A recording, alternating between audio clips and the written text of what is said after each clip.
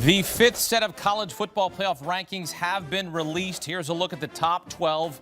Ohio State, Indiana, Georgia, Texas Tech moving up to fourth there. Oregon 5, Ole Miss at 6. Texas A&M falls to 7th after losing to Texas. Oklahoma stays put at 8. Alabama moves up a spot to 9th. Notre Dame falls to 10. BYU and Miami sitting right there at 11 and 12. What this tells me is that Alabama is a lock to make the playoff, and Notre Dame would be out if BYU were to beat Texas Tech in the Big 12 title game. You see 13 through 25, and look who's in. Welcome to the rankings. The Dukes out of James Madison coming in at number 25, North Texas 24, and Tulane at 20. Those two teams will play for the American Conference Championship on Friday. James Madison playing in the Sun Belt Championship. This also tells us that if Duke beats Virginia in the ACC title game, you're going to have James Madison and the American champion into the college football playoff field. Back here with Richard Johnson, Adam Brenneman, and Emery Hunt. And look, Richard, we saw what happened. We saw the rankings. We saw what the projected field is. What are your initial thoughts now seeing that? I think Miami's going to find their way in. You do? As an at-large to the college football playoff. Let me tell you how. All right, we got to talk about selection committee protocol first. Head-to-head results and comparison of results against common opponents to decide among teams that are comparable. This entire time, Miami and Notre Dame have not been comparable because they've been too far away in the rankings. So their head-to-head hasn't mattered. Right now, there's only one team that separates them in the ranking. That's BYU. BYU is playing this week. They are either going to win or lose. If they lose, they're out. If they win, they're going to move up in the rankings. When that happens, Miami and Notre Dame then end up right next to each other. Then the head-to-head comes into play. And you're going to ask me, well, what do you mean? Well, there's an example of that further down in the rankings. Texas has 3 losses, but Texas beat Vanderbilt. So Texas, after beating Texas A&M, has moved ahead of Vanderbilt in the rankings. They're sitting right there, 14 and 13. I think one of the interesting things is, as you said, Richard, if BYU beats Texas Tech, for all you Notre Dame fans out there, Notre Dame's out of the playoff. Yeah.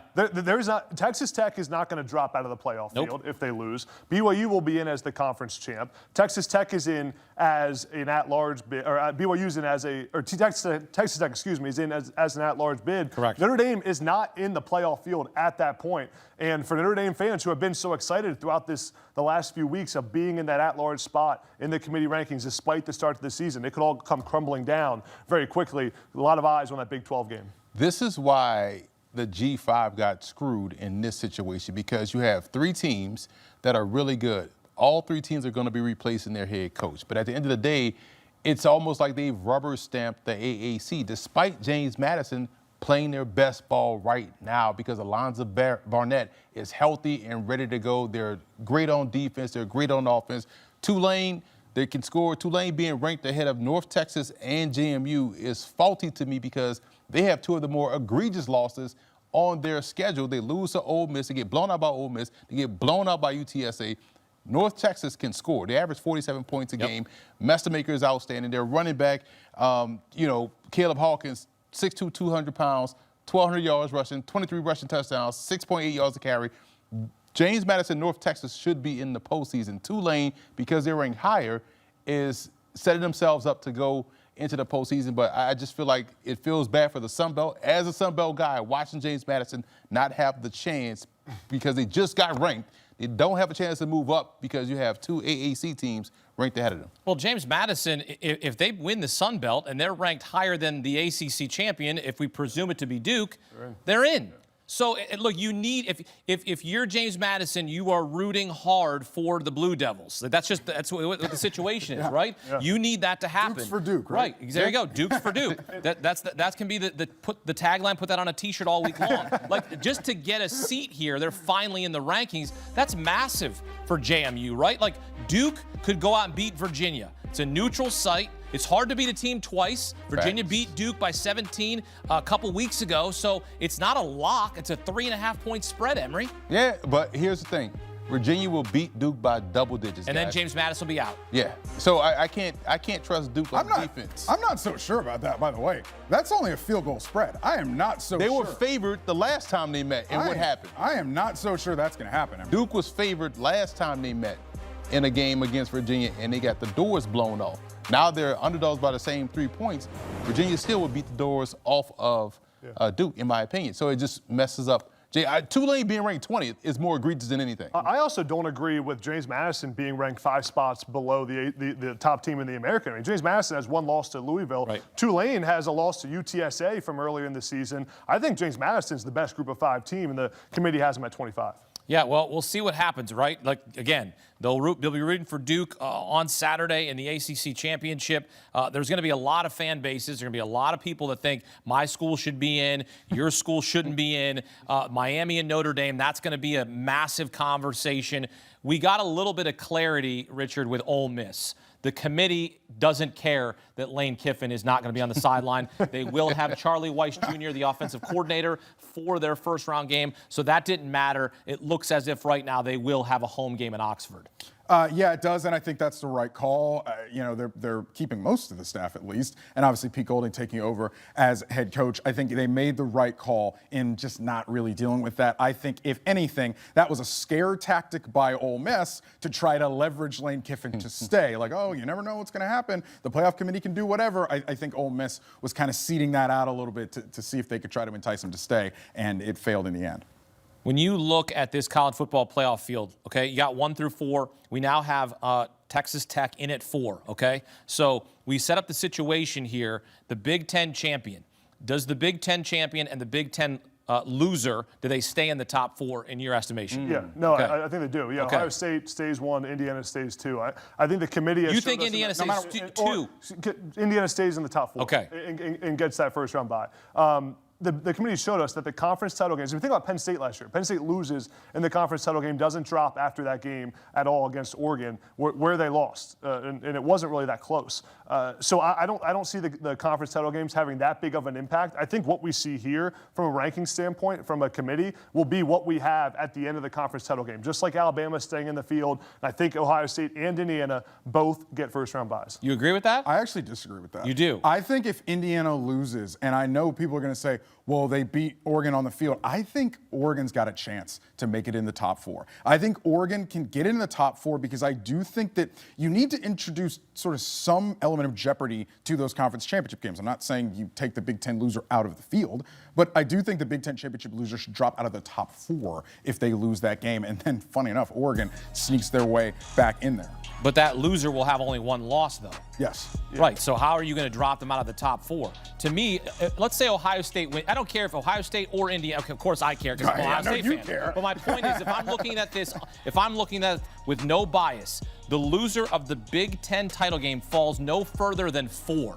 That's if Texas Tech goes out, wins the Big 12, Georgia goes out and wins the SEC, Georgia moves up to 2, Texas moves up to 3, and let's say the loser of the Big Ten title game, let's say Indiana, for the sake of the conversation, moves to 4. Like, that's the scenario I see. Yeah, because it ties to the point Richard made earlier. Now that you'll have Indiana at 4 and Oregon at 5, now the head-to-head is comparable, right? And therefore, Indiana would stay ahead of Oregon based on what you said earlier about Notre Dame and Miami. And I want to go back to that real quick because there is one thing that we should take into account with that conversation is if BYU wins the Big 12, do they steal a bid? Quite frankly, because Texas Tech stays in the field. That is one thing that we should sort of think about in that situation. If if BYU is able to win the Big 12, then they get the bid, one of the top 5. They take out Notre Dame conference champions. If BYU, they take out that 10 right. spot. If BYU wins the Big 12, Notre Dame is done. Like, that's just what it's going to be.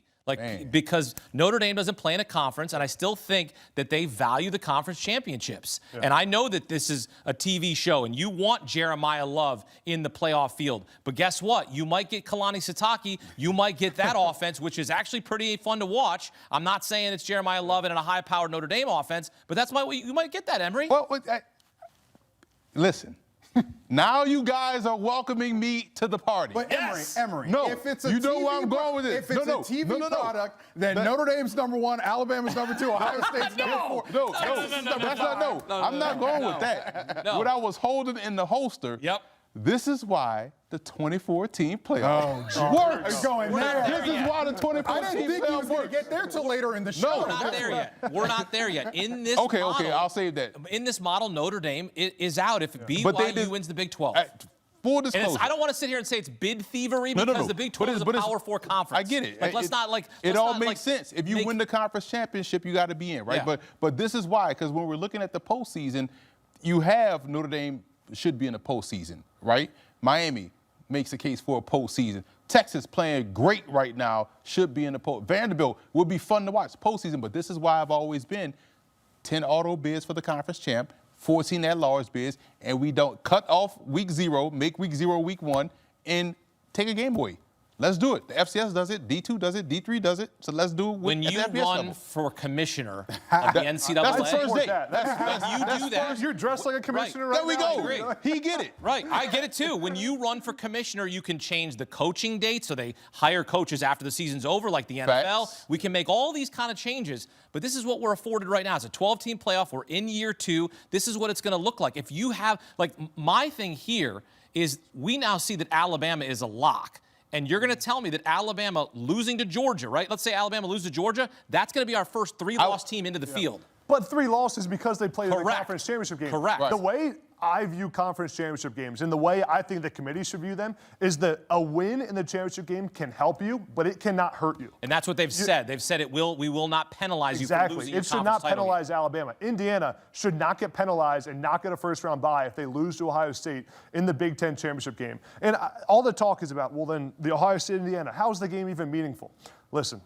Those teams want to be Big Ten champions. They do. When's the last time Indiana won a Big Ten championship? When's the last time Ohio State won a Big Ten Exactly. championship? Those guys want to win the 2020. championship, no matter how it impacts the actual committee rankings. It's still a big game and still meaningful. Y'all hear that? That's coming from Stillwater. Like, where was this conversation when they lost to Baylor, right? Only 4 teams then. It was only 4 teams. All right, let's welcome in Sportsline data scientist Mackenzie Brooks to the party. And Mackenzie, we have been hitting on a number of topics. You know, the one big topic among fans and among people that are doing this every week is the Miami-Notre Dame conversation. And look, this conversation won't be put to bed until Sunday when everything is finalized.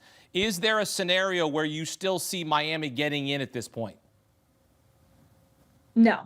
I want to believe there would be, but I think if there was, we would have known it weeks ago, right? They've consistently been ranked below Notre Dame, and it became a conversation of it wasn't about Notre Dame versus Miami. It became a conversation of trying to leap a BYU and trying to leap an Oklahoma. So when you're not doing things like that, there's not much going your way. And this isn't my opinion, right? I'm just trying to, the same way we reverse engineer sports books, I'm trying to reverse engineer what on earth the committee is thinking and what on earth FPI is, because that's a very gray area metric that we're trying to figure out day in and day out here. So, you know, BYU, we've talked about, they have around a 28% chance, and that's about things you guys have talked about as well. But if you're looking at odds on sports books and you're looking at trying to reverse engineer what their thoughts are, they're telling you the story, right? Is Vegas always right? No, but are they right a lot of the time, as some of us bettors know? Absolutely. So the minute they weren't going to close that FPI gap, we had to know that Miami wasn't going to make it. They would need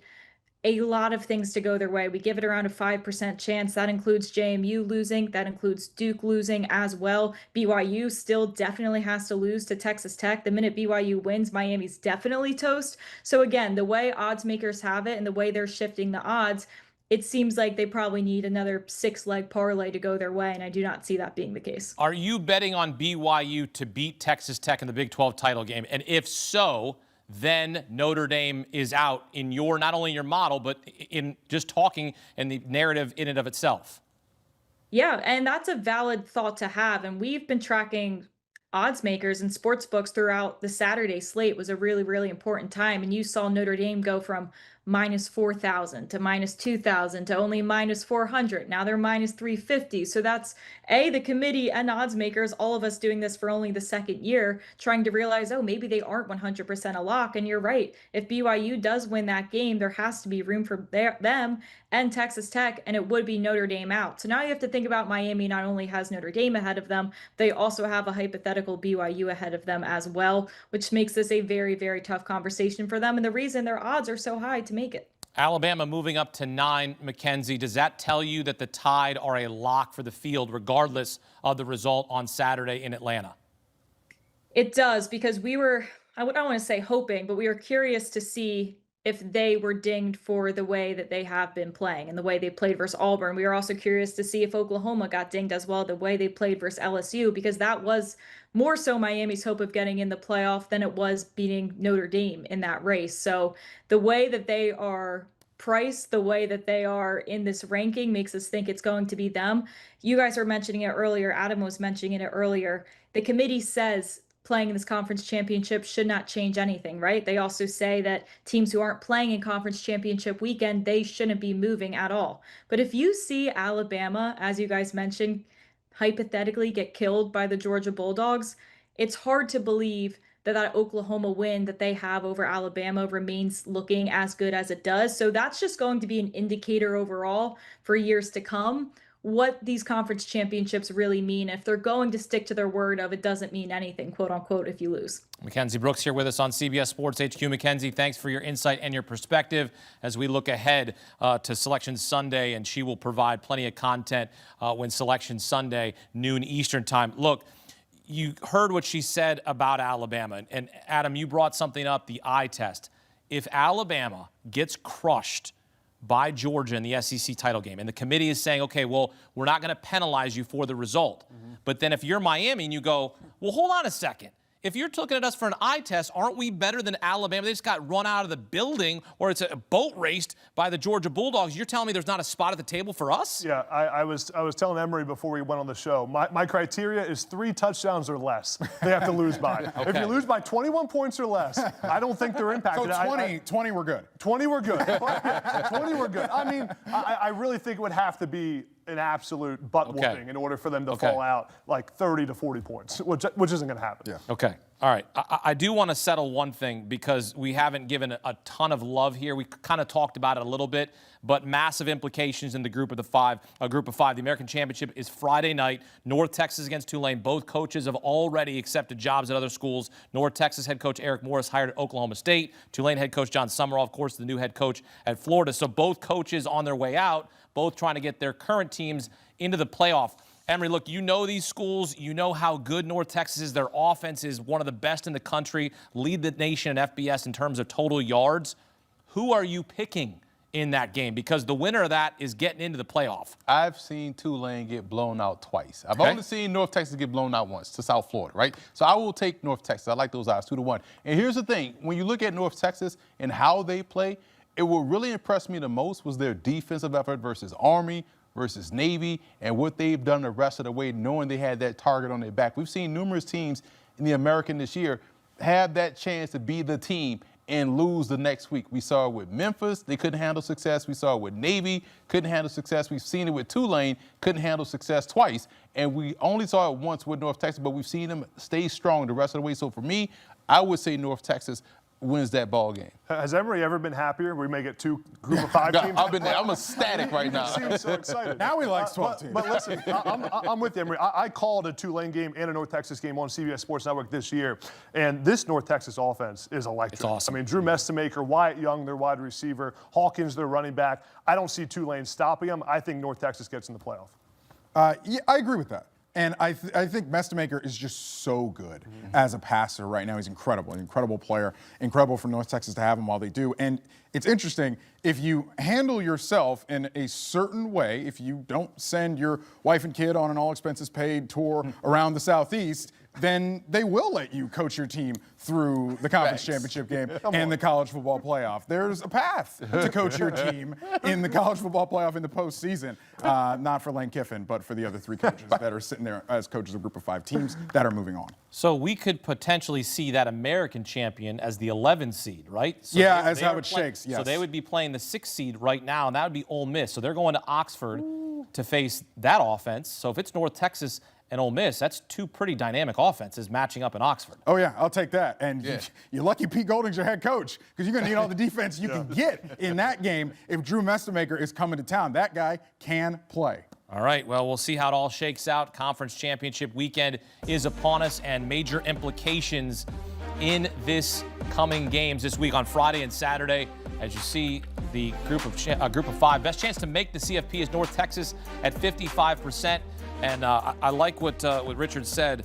The Dukes will be rooting for Duke to win the ACC title on Saturday night. Coming up, more reaction to the penultimate college football playoff rankings. Is there still a path for Texas? Steve Sarkisian thinks so. That's next on CBS Sports HQ. Back here on CBS Sports HQ, the penultimate college football playoff rankings. These are the top 12 teams, but these will not be the teams that are in the field. Have to see if the ACC will be in the field. We know the group of 5 will be in the field. Could they have 2 teams in the field? Miami and BYU right now on the outside looking in. And as of right now, here's what the bracket looks like. The current committee rankings. So it's Oklahoma and Alabama. All right. So we get another matchup there. Oklahoma beat Alabama by 2 earlier in the season. Oregon going to welcome in the 12 seed.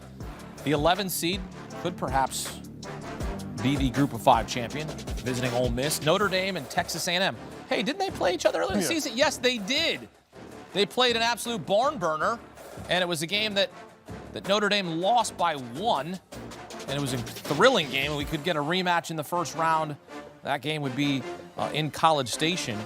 It was in South Bend the first time around earlier this season.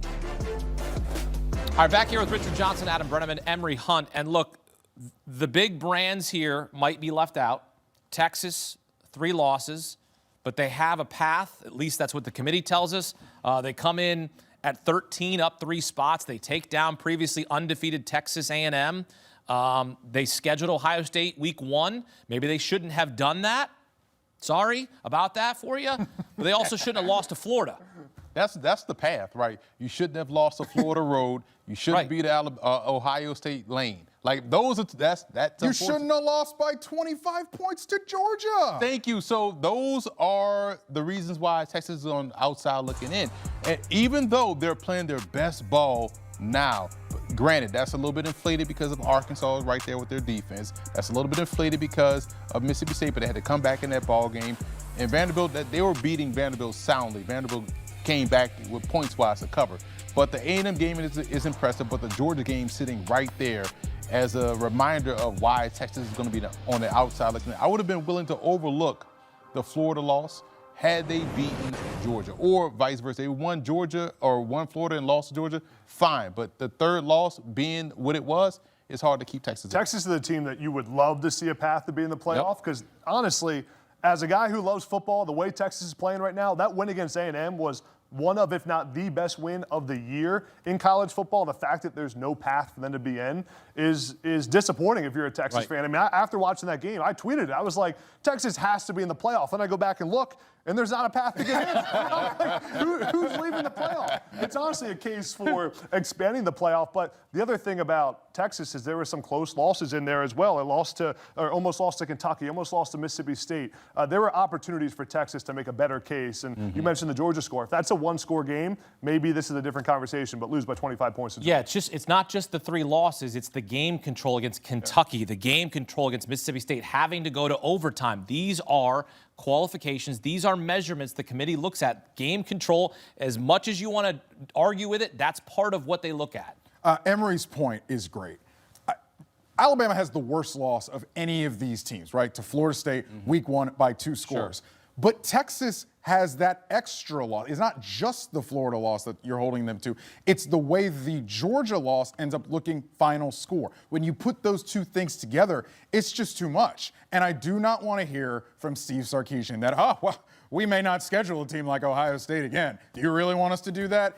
You're going to keep a good team on your schedule because you know that your fans do not want to watch you play a full G5 or FCS slate of home games in the non-conference. You know that to put butts in seats and revenue in the coffers, you got to play one of those big money home games, and Texas will continue to do so. But you don't have to now that you've added a conference game, right? Beginning next year, 9 conference games in the SEC. You could say, no, we're going to schedule a couple of 2 or 3 They already cupcakes. have some on the books. I believe they have Michigan on the books in the future. They already have some of these games on the books in the future. I don't think they're canceling those. No, not canceling, but you know that now that they're going to have 9 conference games, they're going to go, look, we need to find a better way if we stub our toe at a Mississippi State, right? No disrespect to them, but if we go to Kentucky and we lose at Kentucky or something like that, we basically build ourselves a safety net. Like we've got to go and play, again, no disrespect to Chattanooga. I have to say this because all these schools are Division I, and I don't want to put any bad word about some of these schools. These are all really good schools in Division I. Right, it's good football. My point is that some of these losses, they're looked at bad losses. Yeah, I respectfully disagree with Richard. I think these teams will stop scheduling these big-time games. I mean, the Texas example is perfect. You lose by a score to Ohio State, and everyone's saying you can't put a 3-loss team in the playoff. All 3-loss teams are not created equal. They're different, and Texas is different, and they're now being punished because they played Ohio State week 1. If this was a 2-loss Texas team with a loss to Florida and then a loss to who's the second loss to? Ohio State, Florida, and then Georgia. And Georgia, I'm sorry, Georgia. And then a loss to Georgia. They'd be in the playoff with 2 losses. Correct. With those losses. Over Notre Dame. Over Notre Dame. But because they have 3 in that Ohio State game, they're not going to be in the playoff. So if you're an administrator, if you're a head coach, what do you want to do? You want to win a championship in your conference, and you want to make the college football playoff. You don't need to play a tough non-conference game to do it. I was at Penn State, and they changed the schedule completely. Now, it didn't work out for them. Stop playing Pitt early in the season because the argument was we get judged by a record. Let's play Villanova instead of Pitt and make sure we get a win. Now, you can make the argument of does it develop your team during the season, Emory, but I don't think these teams will play the tough non-conference games. The plan for Texas was to not lose to Florida. I think they was like, we could lose to Ohio State. They'll say that's a good. We expect to lose to Georgia. That'll be a good game. But they expected to at least lose 2. The Florida one was the fly in the ointment, to use Tim Brando's statements, that the fact that they didn't plan to lose to Florida. But the problem here is when we look at Alabama. If we're going by the eye test, Alabama has not looked good as the season has gone along. If Auburn can catch, they beat Alabama, and now Texas has a pathway to get in. But because Alabama is sitting there, and not only just sitting there, but moved up to 9, it's like, bro, if we're being honest, Alabama doesn't look like. But Alabama had a stretch where they won 8 in a row and included a win against Georgia. That's fine. But so if it's about to get the best. You can't say they haven't looked good all season. No, I'm saying if it's about getting the best teams in the postseason, we have to also factor in eye tests. And sometimes, even though their record says what it is, Alabama doesn't look like number 9 right now. Okay. All right. Well, that's what the committee says, and that's what they have the final result, and they have the final say. We've seen the committee before, so Well, but that's the world we live in until you're the commissioner of the NCAA or the CFP. Soon. Until you let our bosses here know that you are going to be running for commissioner. It's fine if you want to run for judge. No, I still want to be on air getting these takes off. Exactly. Analyze the committee while exactly. That's a terrible decision. All right, analyze this, okay? Massive implications in the ACC championship. 7-5 Duke against Virginia. Cavs beat the Blue Devils by 17 2 weeks ago. If Duke were to beat Virginia, it would open the door for your boys, the James Madison Dukes, to make the playoff, potentially leave the ACC on the outside looking in. Well, timeout, because here's the other issue that I have with this whole thing. Because we can't decide, pick and choose when a team is a Power 4 team and when it's not. We still don't like who's at the top. Because people are now, oh, well, the ACC is weak because it ain't Clemson, it ain't Florida State. But because it's Duke and Virginia, now you think the ACC is right there with the Sun Belt Conference. No, this is a Power Four conference, and you can't use you can't talk out both sides of your mouth. You can't use the SEC's argument, well, we beat up on each other, so therefore a 7-5 team should be in because he won the conference championship. Just because it's Duke and they're in the ACC and because it's basketball season, don't use that against the ACC. But I agree with you. You know what I'm saying? If they do lose, it does open the door for some best conferences, James Madison, to get in. Because that's what should happen because they're the highest ranked, the second highest ranked G5. But Virginia, the argument is, why are they ranked 17th? They played really good football, and they should be ranked higher than that because the committee, again, is stacking the books with, you know. Who are you taking over Virginia on a neutral field? Who are you taking Virginia over Virginia? No one. I'm taking Virginia over USC. I'm taking Virginia over Utah. That game may be in the hundreds. I'm taking Virginia over Vandy. Stop it. I'm taking them over Texas. Stop it. Over You are Texas? not taking Virginia over Texas. on I'm a taking Virginia neutral over field. I am taking Virginia over Texas. I'm taking Virginia. It could be at Virginia. Virginia wouldn't lost to Florida. You know what I'm saying? Like, I could only go by what I've seen on film from Virginia. That's fair. Shout out to Tony Elliott. Virginia lost to NC State, which was not a conference game. They have a QB. They have QB1 in 2027 draft. So I respect it. And they lost to Wake Forest. Those are the two losses for Virginia this season. Look. Shout out to Wake Forest. Wake Forest got like 9 wins Right. this year. Like, Yeah. As much as we want to sit here and talk about the doomsday scenario, I don't see Virginia losing to Duke in the ACC title. It's possible, but Tony Elliott, they're going to go out there and take care of it. I know it's possible because that's why we watch sports. Right. I'm just saying, if I'm picking that game, if I'm putting them in my parlay, if I'm going to bet on it, I'm going to go Virginia to take care of business in that game. Have you seen Manny Diaz and how he coaches in those big games, man? Calling fake field goals, making things happen. I wouldn't bet against Hard Duke. to beat a team twice. Hard to beat a team twice. I agree. I do not to be on my soapbox here about these group of 5 teams, but it is frustrating that we could get 2 group of 5 teams in the playoff when you got Texas, Vanderbilt, Utah, USC, some of these great teams that aren't going to make the playoff, that Notre Dame potentially, depending on what happens. I mean, having 2 group of 5 teams in just doesn't feel like it really makes a lot of sense. it's the gift and the curse because at the end of the day, no one wants to schedule the G5 because they may lose. It's the whole North Dakota State thing. They stopped scheduling North Dakota State FBS teams because they could get beat and like that looks bad. So they'll schedule, the UMasses, no offense. They'll schedule the UMasses. They'll schedule those guys. The All-American there. I know, but they were good different. football. That's different. There was a good football team when he was there. But if they, like we look at JMU, they beat Liberty, Old Dominion, who is the second best team in the Sun Belt, but because on the same side, they beat Washington State. So it's hard for the G5 to get those teams to schedule them to have the quality wins on the resume, so they got to do what they do. And I think that's why you got the preseason, this top 25 ranking should happen until week 4, to where we get eyes on teams and then rank them in the top 25. We can agree it's an imperfect model. I mean, we can all sit here and agree it's an imperfect model. This is what it is. Virginia is ranked higher than some of these other teams. If they win their conference championship, they are in. This is the scenario. The 5 highest-ranked conference champions are guaranteed a spot in the field. That is how this playoff has been set up. That's what they're going to do with it. That's how they're going to qualify your wins and losses. And if you play for conference championship and you happen to be ranked higher, you're getting in. Like, this is just the reality that we live in. Like, I get it. Like, 2 group of 5 teams, do we want them in the playoff?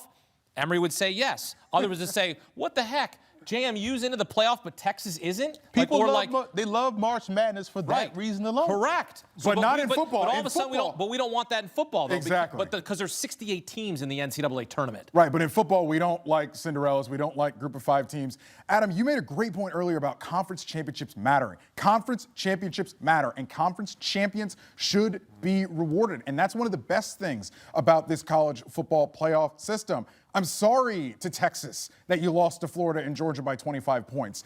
Texas, you want to be in the SEC, by the way? Then you can't always just schedule yourself to 11 wins, which you didn't do in the Big 12 much lately either at the end. That point should be made as well. At the end of the day, I think the system is good because it rewards these group of 5 teams for their conference championship. And if we get 2 in, that's great too at the end of the day. Yeah. It's the ACC, it's on the ACC. The ACC could have structured its tiebreakers like the American did to make one of its tiebreakers highest rank in the college football playoff polls. They didn't do that. And because of that, you got to go 5 tiebreakers deep, and Duke ends up in. Yeah, I do think the format's perfect for where it's at right now. Other than that conference championship piece, there's ways to fix it. But the 12-team playoff is great. I'm not sure I love the 24-team playoff. Not yet. Not yet. Not yet. Not yet. But think about how much better this is than the 4-team playoff. Even the teams on the bubble. When it was the 4-team playoff, you're debating between an undefeated Florida State team and an Ohio State team that has 1 loss. Should they be in? Now the resumes we're debating about are a little bit weaker. You got a Texas team that lost some tough games. You got Vanderbilt with 2 losses on the bubble. It does make for a different type of debate. And I think this format has made our sport of college football, it's never been better. Viewership's never been higher. Agreed. People have never been more exciting. And every game this season has been meaningful. And Adam, I'm okay leaving the approximate 13th best team out of the tournament to decide the national champion more than I am leaving the approximate 5th or the approximate 3rd best team out of the college football playoff and out of it. Small soapbox I'm on right now because I'll say what America's thinking right now. Ohio State's going to win it all. Doesn't matter. But outside of that, That. why we have a top 25 if it doesn't matter if we got a 12-team playoff? The reason why we had a top 25 to do bowl games, right? And now we have a top 25 to judge the 12-team playoff. 12 teams are already going to be upset. So I think once we, calm down and Adam really tastes the food that I'm serving, he'll realize the 24-team playoff model works. But I will say this, though. It sounds like we should go back to smaller regional conferences. And I know to a man, these ADs and SIDs would love that because now, imagine we had this argument if Texas and Oklahoma and those teams were still in the Big 12, and now we have these power conferences. We have a Power 8 conference that we can now make a rational argument because now you have 20 teams in the SEC. They preseason ranked 25 of them in the top 10. So, of course, when they beat Missouri, I'm glad Missouri not ranked no more. So Missouri, we talk about Missouri every week up here last year that they were ranking Missouri. Oh, I love the conversation. It will continue here on CBS Sports HQ. Here's a look at the bracket, current projected bracket. You see the committee leaving out the 11 and 12 seed because they're going to wait to see what happens here as the conference championships will play out on Friday and Saturday this week. The American Conference champion could be the 11 seed. JMU could be the 12 seed out of the Sun Belt, or Virginia is the 11 seed and playing Ole Miss without Lane Kiffin. Coming up, we look ahead to conference championship weekend. Every game matters. We've got picks and analysis next on CBS Sports HQ.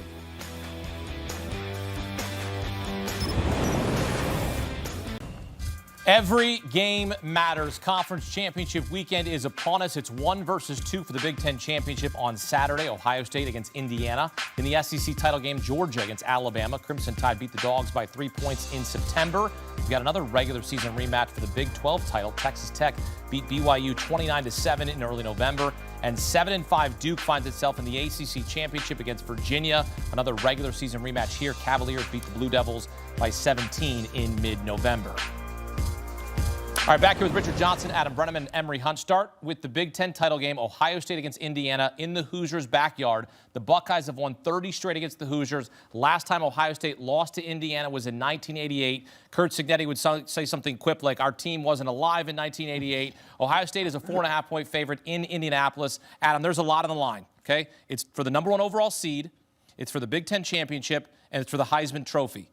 Who wins the Big Ten championship? Yeah, Ohio State wins this game because they're the best team in the country. I don't even think it's that close, but man, this is going to be a fun game for Indiana. In their backyard, everything Kirk Cinetti has built in that program in just a short period of time comes to this moment right here. The Heisman Trophy is on the line. It's a chance for Julian Sayin to have his Heisman moment. Listen, if Indiana wins this game, Fernando Mendoza will win the Heisman Trophy, and it's a chance for both these teams to rally their fan bases heading into the college football playoff where they should both have first-round byes. I think Ohio State has too much firepower on offense. Julian Sayin is the most efficient quarterback in the country, and Ohio State's defense with Matt Patricia is the one defense that can slow down what Indiana's been so good at, which is rhythm on offense. Yeah, not only were his team wasn't born, but you also had the drop of Big Daddy Kane's debut album, Long Live the Kane, Slick Rick, Greatest Adventures of Slick Rick, and Who Framed Roger Rabbit came out in 1980 as well, too. So I like Ohio State, too. The reason why I like Ohio State, for a lot of the reasons you mentioned, and the big reason why,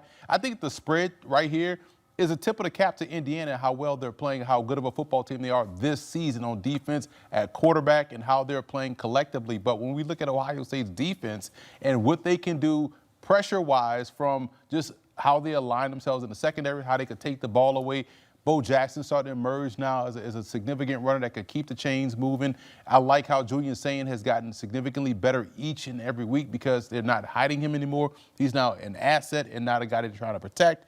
So everything to me keeps coming up Ohio State by this spread here by 5 points, which is a good game. Yeah. So I think Ohio State still gets it done. Well, it's also 1 versus 2 in terms of points allowed per game. Ohio State at 7.8, Indiana at 10.9. So certainly something's got to give. Do you agree with those two on Ohio State? I think Ohio State wins, but I think Indiana covers. Okay. Ohio State has not played a quarterback like Fernando Mendoza yet this season. Bryce Underwood, all the talent in the world. Arch Manning, all the talent in the world. They had a great game plan for him in that game. And Damon Williams has great legs, but they have not played a complete quarterback like Fernando Mendoza. I think Fernando Mendoza keeps Indiana in this game because he's that good. He's that accurate. I think Indiana showed that they absolutely can hang physically when they beat Oregon by 2 scores at Autzen. And they also, I think, just given the fact that you've got so much staff continuity on this Indiana team, and they played this Ohio State team last year, and what really was the thing that took Ohio State over the top, frankly, was the special teams in that game when Caleb Downs runs back that punt for a touchdown. I think Indiana is going to fare a lot better against Ohio State in this game. They're going to test them. They're going to push them. But I do think Ohio State's quality wins out in the end. Ohio State's not going to lose another game rest of the season. So you know where There I'm we at. go. They're not going to lose again. They're running it back. Talk to him. Way to go out on a limb, Hakeem. It's a dynasty. I don't know what to tell you. Ryan Day is a great head coach. They've won 16 in a row since losing to that team up north, and they're going to keep on winning. They rank first, so all of this is expected for them to happen. They're winning it all. They may lose Brian Hartline to Penn State pretty soon. And that might happen. But their defense is nasty. It's an NFL defense. I mean, that's what the disguising of looks, the coverage. I mean, it's nasty. And then, oh, by the way, they have Carnell Tate, the best route runner in all of college football, and Jeremiah Smith, the best player in college football. I think he honestly should be the Heisman Trophy winner. Careful how you talk to future Penn State head coach Adam Brennan. Well, look, if he gets on staff, that dynasty will end. Once I'm the Penn State head coach, it's over. Ryan Day walks out. And then Emory as the CFP commissioner. All right. Richard as my general manager. All right, let's do it. Let's run it. I'll be your video guy. SEC Championship Atlanta between very familiar opponents. Georgia versus Alabama. Tide beat the Dogs in the regular season. Alabama 4-0 against Georgia in the SEC Championship. On Saturday, Georgia, a short 2.5-point favorite. Emory, who you got this time around? This is virtual home game for the Dogs. Give me Georgia. And here's why. What I love about Georgia and what we've seen, we talk about the eye test a lot, right? And so the eye test tells me Gunnar Stockton is doing this as the season goes on, and Ty Simpson is sort of doing this as the season goes on with regards to how he's playing within the game. Like, he'll start off fresh and hot, and then next thing you know, it starts to get a little stale, a little stagnant, and teams find themselves hanging around. On the other side, when you look at Georgia, Gunnar Stockton may start slow, but man, by the time you're in the fourth quarter, he's playing lights out. This Georgia team reminds me so much of how they used to look with Stetson Bennett. They just got a certain aura about them. They got gamesmanship. And I do feel like they'll use this, especially with Kirby Smart, using the revenge factor. This team beat you, blah, blah, blah, all the stuff coaches love to say. That actually applies to this team in this game, so I like Georgia. Yeah, I'm going opposite of you. I'm going to take Alabama in this game. I think Alabama gets it done 2 times this season. Okay. Number one, Kalen DeBoer now has the script for how to beat Georgia. And Alabama's defense, which has now been heating up these last few weeks, was the one team that could really get Gunnar Stockton spinning from a head standpoint. Couldn't recognize the pressure Alabama was bringing. I think Alabama and Ty Simpson do put some offense together. They've struggled to run the ball the last few weeks. But the other factor in this is that despite the fact that I think Alabama makes the playoff even if they lose, Kalen DeBoer is telling his team in that locker room right now, from a motivation factor, our back's against the wall. Yep. We're the number 9 seed. We control our own destiny. If we win this game, we're in the playoff. Georgia in whether they lose or not this game. So I do think there's an extra motivation for Alabama in this game that's different than than the Big Ten title game and different than what Georgia has in the SEC title game. Give me Bama in this game. Was at the game on Friday night against Georgia Tech. Was not at all impressed with Georgia on offense. Center Drew Bobo goes down in that game, and they clunked to the finish in that game. Georgia Tech had a chance. I mean, had a chance at a Hail Mary at the very end there. I know it's hard to beat a team twice, but this is the bugaboo for this Georgia program. Besides, funny enough, the national championship game a few years ago, they cannot beat this Alabama program. Doesn't matter if it's Nick Saban or Kalen DeBoer, and I don't think they do it in Atlanta Saturday afternoon. All right, Big 12 title game in Arlington, another regular season rematch. Texas Tech defeated BYU 29-7 in Lubbock in Week 11. Cougars had season lows in points, rushing yards, total yards. Texas Tech is a 12.5-point favorite. Adam, is it rinse and repeat for the Red Raiders against BYU? Yeah, Texas Tech's defense is just too good. Giving up 11 points a game. Their defense is elite, one of the best in the country, if not the best in the country. What a great job Joey McGuire's done assembling that roster in a short period of time. There's so much talent on both sides of the ball. Just signed his extension today. I saw your post about it, Richard, but I got Texas Tech winning this game. It's going to be fun to talk about what happens if BYU wins. Yep. There's a reason it's a double-digit spread in a conference title game. I think we'll see the same thing we saw the last time they met. Defense will hold strong and keep them in the game, but the offense versus Texas Tech's defense has no chance. And I think that will be the reason why they'll extend this lead, expand this lead. And Texas Tech, let it be known, they want to make sure folks know they're coming in to party and not coming in just to attend and say they were there. So they're going to make an emphatic statement against BYU once again to make sure they solidify their spot in the top 4 come, Selection Sunday.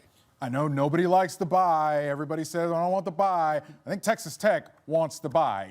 The more time Baron Morton can have to get healthier, the better for Texas Tech. I think Texas Tech comes in and handles business in this game. They blow BYU out, and they assert themselves as, yeah, we bought it, but we bought a team that can play. And we bought a Big 12 champion. Just so you know, I think Texas Tech gets a job done. The one extra factor is BYU does have a head coach who just turned down the Penn State job with that extra motivation in the locker room. Distraction this week, though. Distraction, but also think about that locker room. They're going to go play for their coach. They're going to run through a brick wall to be the Penn State head coach. I can't believe it. Why would you turn that down? but I mean, there is an extra factor. These are kids we're talking about, human beings that love their coach. That Kalani Sitake means a lot to that program. I'd expect them to come out with an extra edge. Can't wait to watch that one. That's going to come in your way Saturday, noon Eastern from AT&T Stadium.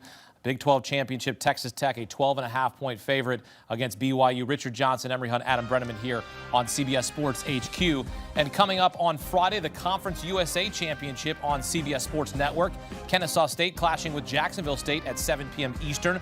Gamecocks of Jacksonville State beat the Owls of Kennesaw State 35-26 in Week 12. They meet again for the Conference USA title, 7 Eastern, Friday night on CBS Sports Network. Coming up, we'll break down our winners and losers from the 5th set of CFP rankings. Who's sitting pretty and who needs some help on championship weekend? That's next on CBS Sports HQ. Show me the bracket. The penultimate college football playoff rankings have been released. Here's a look at the projected bracket. Ohio State, Indiana, Georgia, and Texas Tech would receive a first-round bye. Seeds 5 through 12 will play each other in the first round, with the higher-seeded teams playing host. 11 games to be played in all, culminating with the national championship in Miami. Here with CBS Sports college football insider Richard Johnson, former Penn State tight end Adam Brenneman, and former Louisiana running back Emery Hunt, here to break down their winners and losers from the 5th set of CFP rankings. Richard, who's your first winner? My first winner is actually Miami, because I think there's a path for Miami to actually get in the field as an at-large team. Now, first of all, you need BYU to lose, because if BYU loses, they get out of that 11th spot in the rankings. The entire time we've been doing these college football playoff rankings, we've been telling you that Notre Dame and Miami are too far apart for their head-to-head game to matter. Well, if BYU loses and they're out of the field, then Miami and Notre Dame are right next to each other, neck and neck, and their head-to-head actually matters. And you say, well, what's another example of that? Well, you look further down the bracket. Texas has 3 losses, but they are ahead of 2-loss Vanderbilt. Texas beat Vanderbilt at Texas. And so they're ahead of Vanderbilt, even though they have 1 extra loss.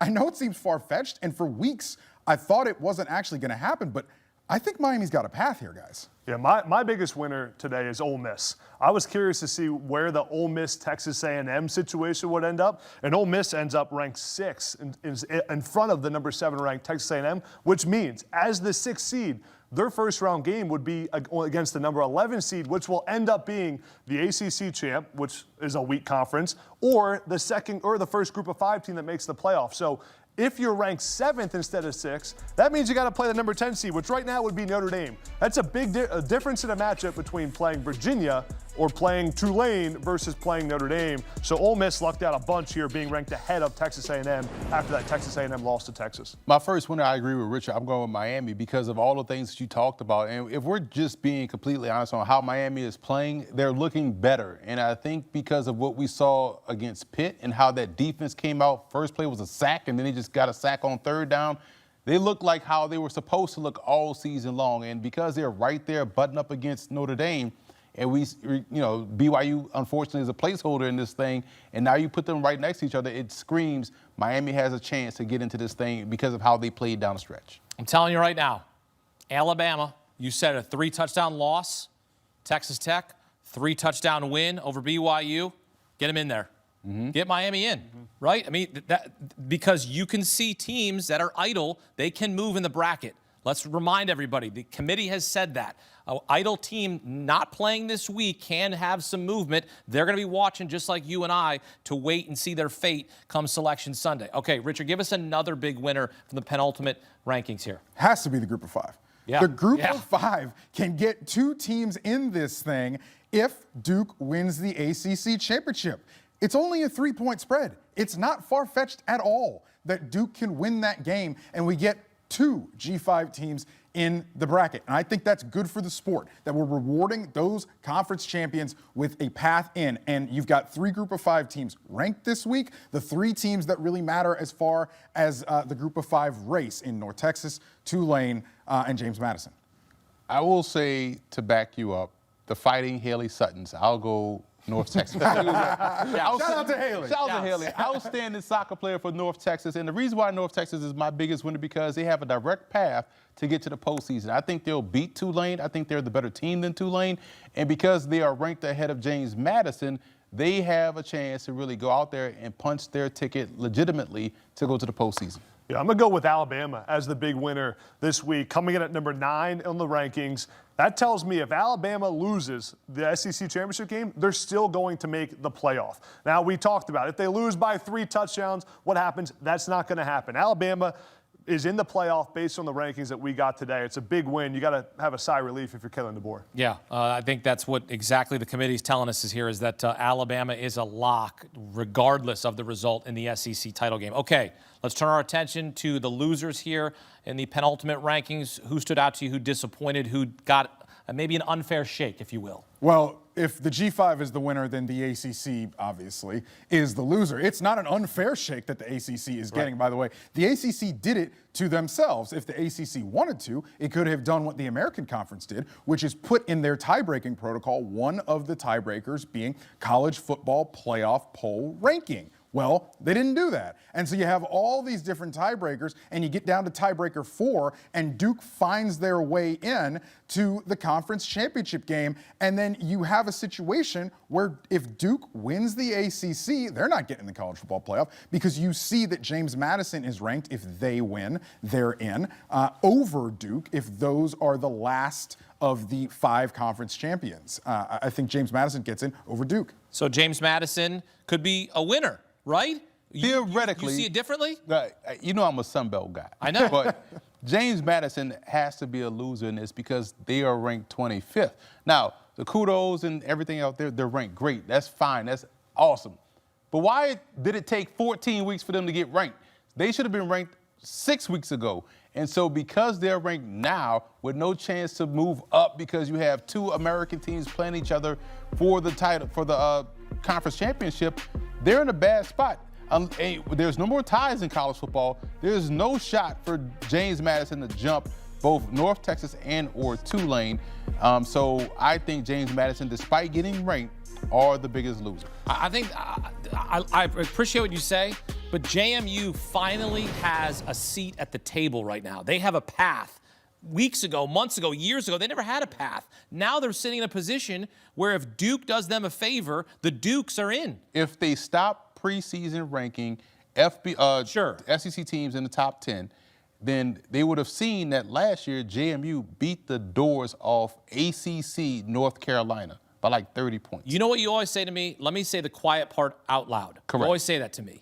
And you know that I have respect for all levels of football. Facts. Because I think it's important. Doesn't matter where you play, Division II, Division III, NAI, doesn't matter. It's all big-time football in my eyes because if you're going out there as a player, I'm impressed that you're playing college football.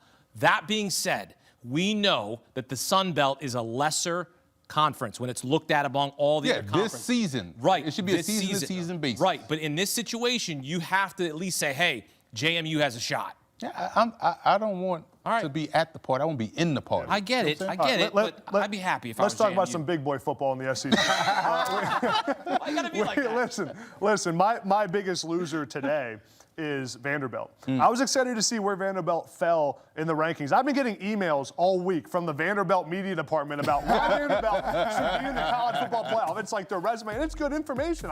It's like 6 pages long. But They're Vanderbilt, man. They're smart. Exactly. They're smart people, good emails, well written. But what I'll tell you is after seeing the ranking, Vanderbilt comes in at 14. They got no shot. You're behind Texas, who you lost to, and it's a great season for Clark Lee and Vanderbilt, but there's no path for them to make the college football playoff. Let's pack it up and go home. Yeah, you're absolutely right. It's tough because I would love to have seen Diego Pavia in the playoff. America wants that. Right, electric, and also, he brings all of his family, and they get a party going on there. You want to talk about a party? That's the Pavia party right there. All right, who's another loser following? I was going to stop, but I was like, nah. Let him go. Hey, we're just out here talking, all right? My other loser is Texas. Because despite all your politicking, despite all your moaning and your whining and your complaining, you're still going to be on the outside looking in, and deservedly so. I understand that you just beat Texas A&M. It's a great win. But that worst loss line sitting on that graphic to a bad Florida team, that matters. And we didn't even put your other bad loss, which is to, yes, a great Georgia team, but it was by 25 points. It's not like it was by a whisker. So, Texas, I am sorry, but you're going to be out of this field, deservedly so, and you're a loser tonight, even though you're ahead of Vanderbilt. And I don't even like how they try to run up the score on Sam Houston, try to rep on Sam, create kind of graphics like that. So, yeah, Texas is my biggest loser as well. And for those reasons, Richard, the thing is, when you have a chance to make a statement, make that statement. We talk about this in football all the time. Make the plays that are there to be made. If you had a chance to go out there and make those plays against Florida, make the plays, because we saw you do it against Mississippi State. We've seen you do it before. Therefore, you can't allow yourself to make it a tough decision. You want to make it undeniable that you belong in the postseason, and you miss that opportunity. Yeah, a little bit of a sneaky loser in this one, I think, is Notre Dame. And I don't subscribe to Richard's talk of Miami passing Notre Dame here. So I don't think Miami passes them. But the real threat here is BYU beating Texas Tech in the Big 12 championship game. If that happens, Notre Dame's out of the playoff. There's not a path. BYU will jump them, and Texas Tech will be in the playoff as well. Notre Dame is out. And you're also talking about a BYU team who has some newfound energy. Their head coach, Kalani Sitake, stayed and turned down the Penn State job. I think that means something.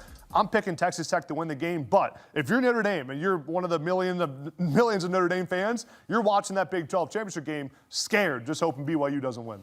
Going to be a lot of nervous moments this weekend in college football because playoff positioning on the line, spots at the table on the line.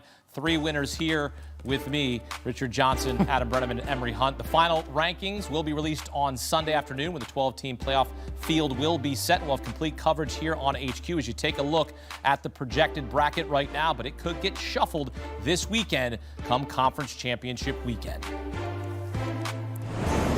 Coming up, a full bracket breakdown. Adam Brenneman back to fill out his bracket, college basketball style. You got to see who he's got winning it all. That's coming up here on CBS Sports HQ. Keep it locked. It's year 2 of the 12-team playoff. Here's a look at the projected bracket based on the penultimate college football playoff rankings. Ohio State, Indiana, Georgia, and Texas Tech would receive a first-round bye. You see the 12 seed and the 11 seed to be determined. The 11 seed could be Virginia if the Cavaliers win the ACC championship. The 12 seed would then be the Group of 5 champion, the higher ranked out of the American. That could be Tulane or North Texas. We will see what plays out conference championship weekend. 11 games to be played all here in the playoff national championship in Miami. Tonight marks our final bracket breakdown. And for that, we welcome in former Penn State tight end Adam Brenneman here for bracket breakdown. Just like college basketball, we're going to go through the bracket, make pick by pick. Let's get right into it. And we're going to start with the 8-9 matchup in Norman, a rematch between Alabama and Oklahoma. The Sooners beat the Tide a few weeks ago in Tuscaloosa. Who's advancing to play Ohio State? Adam, take us through it. I'm taking Oklahoma to move on to the next round. I think the first factor is Alabama does have to play in that SEC championship game. Alabama has not looked great lately, haven't been able to run the ball. I like John Mateer in Oklahoma to win that game. All right, so Oklahoma wins again here against Alabama. We go to our 12-5 matchup, classic in college basketball, the upset. Mean Green going to face the Ducks in Eugene. Who's moving on? With an upset dream. Yes. Oregon's going to run them off the field. I got Oregon beating North Texas or whoever that 12 seed ends up being. Dante Moore is one of the most efficient quarterbacks in the country. Dan Lanning's a great motivator. There's no way he's losing a first-round playoff game. Also, they don't have to play in that Big Ten championship game. They get that rest. I got Oregon to win big against North Texas. All right, down the bracket here, Virginia, the projected ACC champion against Ole Miss. They'll have their offensive coordinator in Charlie Weiss Jr. Of course, Lane Kiffin went to LSU. Virginia, Tony Elliott. Did they pull off an upset there? Man, Tony Elliott's done a phenomenal job with Virginia. What a great story, just turning that program around. But for Ole Miss, no Lane Kiffin, no problem. Ole Miss rolls. Their high-power offense. They got their offensive coordinator back. As you said, Hakeem, I got Ole Miss winning. All right. 10-7, we've got a rematch from earlier in the season, Notre Dame, Texas A&M. The Aggies won that game by 1 point. Did the Fighting Irish avenge that loss here in the first round? This is a really fun game. This is a different Notre Dame team than the one that lost to Texas A&M earlier in the season. I think Notre Dame gets that revenge and moves on to the next round. All right, let's move on to the quarterfinals here. Oklahoma against Ohio State. OU, OSU. Who's advancing? Well, I know who you think is going to win. It's Ohio State, of course. I think they're going to win as well. Ohio State, too much firepower on offense. Been a great season for Oklahoma, but the dream ends in the second round. All right, so Buckeyes are moving on. 4-5 matchup, Texas Tech and Oregon, two dynamic offenses. You got Baron Morton, you got Dante Moore. As you mentioned, you hope that Oregon gets back its pass catchers in the playoffs here. Who's advancing? Yeah, that's exactly the point, is Oregon gets those pass catchers back. They get some explosiveness on offense going again. Dante Moore is too good. Texas Tech, just not quite enough playmakers on offense to keep up with Oregon. I got Oregon winning. Okay, so Oregon moves on. Ole Miss against Georgia. The Rebels' only loss this season was to the Dogs. Who gets this win? Does Ole Miss avenge that loss? I do think Ole Miss avenges that loss. I think that's going to be a shocker for a lot of people. Yeah. But I think the offense that Ole Miss has, keeping their offensive coordinator, Charlie Weiss Jr., all the emotion in that locker room of Lane Kiffin leaving them, I'm a believer in the human spirit, the power of these kids. I like it. And there is nothing they want more than to go on a playoff run after Lane Kiffin said bye-bye to them. I got Ole Miss making the semifinals. All right, bottom of the bracket here. Notre Dame, Indiana, the two teams matched up in the first round last year. Notre Dame, of course, moved on. Does Indiana beat the Fighting Irish and flex their muscles? They do. Give me Fernando Mendoza all day, who I think could win the Heisman Trophy if they end up beating Ohio State. Indiana's got too much firepower on offense. Notre Dame, great defense. They've been playing well both sides of the ball. Just not enough to keep up with Indiana. And you know Kirk Cinetti will have his guys ready to go in that matchup. Look at the Final Four here. Three Big Ten teams. Three Big Ten teams into the Final Four. Ohio State, Oregon. Who you got moving on? Taking Ohio State. They're the best team in college football. I got Ohio State beating Oregon. Okay, Ole Miss, Indiana. We could potentially have here Indiana and Ohio State, a rematch of the Big Ten championship. We don't know how that's going to be yet. Yep. Will it be in the Natty? I have a rematch in the national title, Ohio State against Indiana. When picking this bracket, I thought, who are the best teams in the country? Forget about everything else. Forget about, do we want a Big Ten national title? It is who are the best teams, and that's Ohio State and that's Indiana. The best offenses. They both are playing great defense right now. They have phenomenal head coaches that will get them prepared. I really think in a playoff run, coaching becomes so critical because you got to manage rest. You got to manage your starters. You got to manage your offensive line and the hits that your running backs are taking.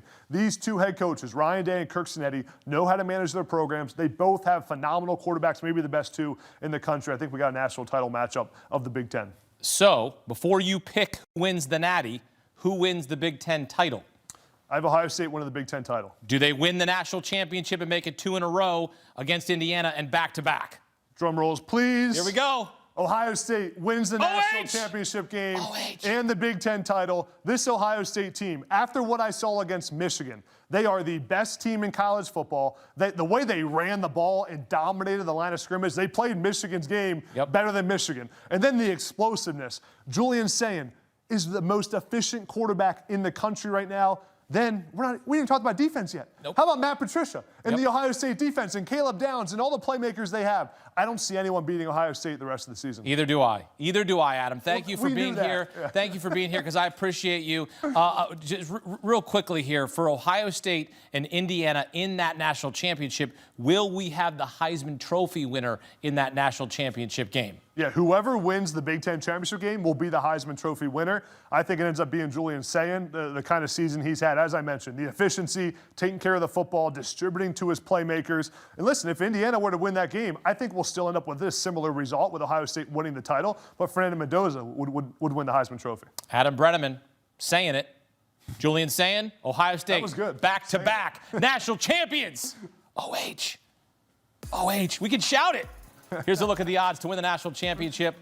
Number 1, Ohio State, the favorite to run it back at plus 185, followed by Indiana. Could they match up in the Natty? That's what Adam thinks.